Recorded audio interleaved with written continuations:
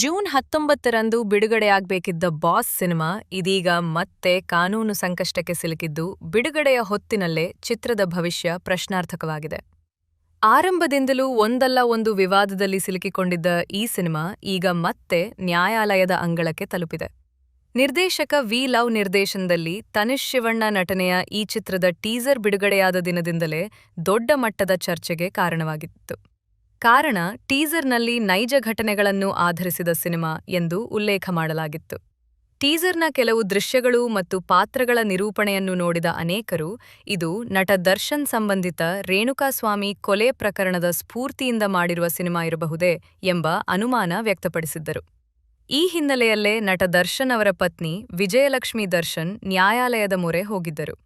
ತಮ್ಮ ಕುಟುಂಬದ ಗೌರವಕ್ಕೆ ಧಕ್ಕೆ ಉಂಟಾಗುವ ಸಾಧ್ಯತೆಯಿದೆ, ಪ್ರಕರಣಕ್ಕೆ ಸಂಬಂಧಿಸಿದ ವ್ಯಕ್ತಿಗಳ ಚಿತ್ರಣವನ್ನು ನೇರವಾಗಿ ಅಥವಾ ಪರೋಕ್ಷವಾಗಿ ಸಿನಿಮಾದಲ್ಲಿ ಬಳಸಲಾಗಿರಬಹುದು ಎಂಬ ಆತಂಕವನ್ನು ಅವರು ವ್ಯಕ್ತಪಡಿಸಿದ್ದರು.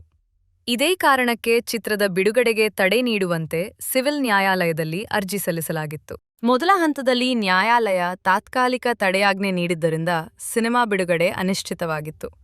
ಆದರೆ ಬಳಿಕ ನಡೆದ ವಿಚಾರಣೆಯಲ್ಲಿ ಚಿತ್ರದ ಪರ ವಕೀಲರು, ಇದು ಯಾವುದೇ ವ್ಯಕ್ತಿಯ ಜೀವನ ಚರಿತ್ರೆ ಅಲ್ಲ, ಯಾರನ್ನೂ ಉದ್ದೇಶಪೂರ್ವಕವಾಗಿ ತೋರಿಸಲಾಗಿಲ್ಲ ಮತ್ತು ಸೆನ್ಸಾರ್ ಮಂಡಳಿಯು ಚಿತ್ರವನ್ನು ಪರಿಶೀಲಿಸಿ ಯು/ಎ ಪ್ರಮಾಣಪತ್ರ ನೀಡಿದೆ ಎಂದು ವಾದ ಮಂಡಿಸಿದ್ದರು.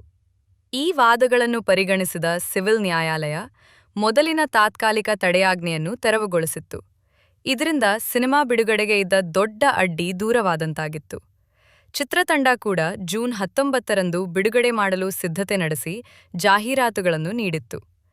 ಆದರೆ ಈಗ ಮತ್ತೆ ಹೊಸ ತಿರುವು ಸಿಕ್ಕಿದ್ದು, ವಿಜಯಲಕ್ಷ್ಮಿ ದರ್ಶನ್ ಸಿವಿಲ್ ನ್ಯಾಯಾಲಯದ ಆದೇಶವನ್ನು ಪ್ರಶ್ನಿಸಿ ಹೈಕೋರ್ಟ್ ಮೆಟ್ಟಿಲೇರಿದ್ದಾರೆ. ಹೀಗಾಗಿ ಮತ್ತೊಮ್ಮೆ ಬಾಸ್ ಚಿತ್ರದ ಭವಿಷ್ಯ ನ್ಯಾಯಾಲಯದ ತೀರ್ಪಿನ ಮೇಲೆ ನಿಂತಿದೆ. ಈಗ ಎಲ್ಲರ ಗಮನ ಹೈಕೋರ್ಟ್ ಏನು ಹೇಳುತ್ತದೆ ಎಂಬುದರ ಮೇಲೆಯೇ ನೆಟ್ಟಿದೆ. ಹೈಕೋರ್ಟ್ ಮುಂದೆ ಪ್ರಮುಖ ಪ್ರಶ್ನೆ ಏನೆಂದರೆ, ಸಿವಿಲ್ ನ್ಯಾಯಾಲಯ ನೀಡಿರುವ ಆದೇಶವನ್ನು ಎತ್ತಿ ಹಿಡಿಯುತ್ತದೆಯಾ ಅಥವಾ ಹೊಸದಾಗಿ ಮಧ್ಯಪ್ರವೇಶ ಮಾಡಿ ಚಿತ್ರದ ಬಿಡುಗಡೆಗೆ ತಡೆ ನೀಡುತ್ತದೆಯಾ ಎಂಬುದು. ಸಾಮಾನ್ಯವಾಗಿ ಕೆಳ ನ್ಯಾಯಾಲಯದ ಆದೇಶದಲ್ಲಿ ಕಾನೂನು ದೋಷವಿಲ್ಲ, ನ್ಯಾಯಸಮ್ಮತವಾಗಿ ವಿಚಾರಣೆ ನಡೆದಿದೆ ಮತ್ತು ಮೂಲಭೂತ ಹಕ್ಕುಗಳಿಗೆ ಧಕ್ಕೆ ಆಗಿಲ್ಲ ಎಂದು ಹೈಕೋರ್ಟ್ಗೆ ಅನಿಸಿದರೆ, ಸಿವಿಲ್ ನ್ಯಾಯಾಲಯದ ಆದೇಶವನ್ನೇ ಎತ್ತಿ ಹಿಡಿಯಬಹುದು. ಅಂದ್ರೆ ಸಿನಿಮಾ ಬಿಡುಗಡೆಯಾಗಲು ಅವಕಾಶ ಸಿಗಬಹುದು.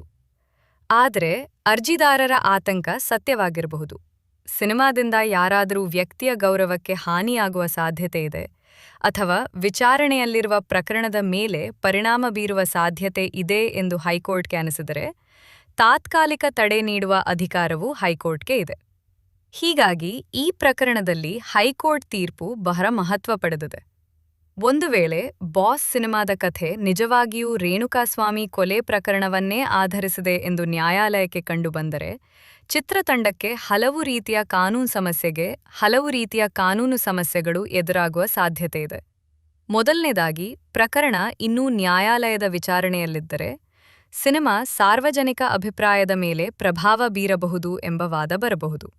ಎರಡನೇದಾಗಿ, ಪ್ರಕರಣದಲ್ಲಿ ಭಾಗಿಯಾಗಿರುವ ವ್ಯಕ್ತಿಗಳ ಮಾನಹಾನಿ ಆಗಿದೆ ಎಂಬ ಆರೋಪಗಳು ಕೇಳಿಬರಬಹುದು. ಮೂರನೇದಾಗಿ, ನೈಜ ವ್ಯಕ್ತಿಗಳನ್ನು ಪರೋಕ್ಷವಾಗಿ ಗುರುತಿಸಬಹುದಾದ ರೀತಿಯಲ್ಲಿ ತೋರಿಸಿದ್ದರೆ ಖಾಸಗಿತನದ ಹಕ್ಕು ಉಲ್ಲಂಘನೆಯ ಪ್ರಶ್ನೆಯೂ ಉದ್ಭವಿಸಬಹುದು.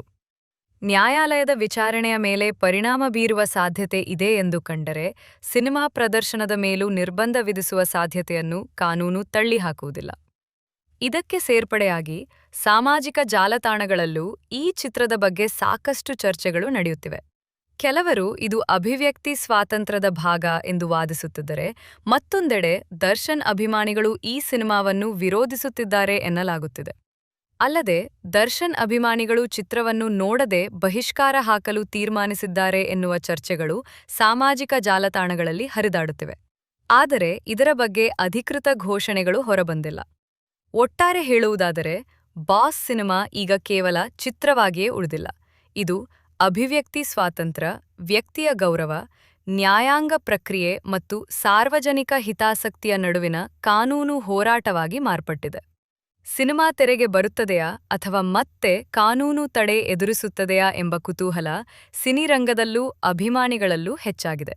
ಈಗ ಎಲ್ಲರ ಕಣ್ಣು ಹೈಕೋರ್ಟ್ ತೀರ್ಪಿನ ಮೇಲಿದ್ದು, ಮುಂದಿನ ಬೆಳವಣಿಗೆಗಳು ಬಾಸ್ ಚಿತ್ರದ ಭವಿಷ್ಯವನ್ನ ನಿರ್ಧರಿಸಲಿವೆ.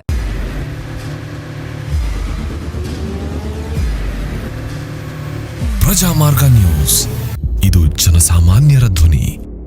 ನಮಸ್ಕಾರ. ನೀವು ನೋಡ್ತಾ ಇದ್ದೀರಾ ಪ್ರಜಾಮಾರ್ಗ ನ್ಯೂಸ್. ರಾಷ್ಟ್ರದ ರಾಜ್ಯದ ರಾಜಕೀಯದ ಬಗ್ಗೆ ಹೆಚ್ಚಿನ ಸಿನಿಮಾ ಅಪ್ಡೇಟ್ಗಳಿಗಾಗಿ ಫಸ್ಟ್ ಲೈಕ್ ಮಾಡಿ, ಸಬ್ಸ್ಕ್ರೈಬ್ ಆಗಿ, ಹಾಗೆ ಫಾಲೋ ಕೂಡ ಮಾಡಬೇಕು.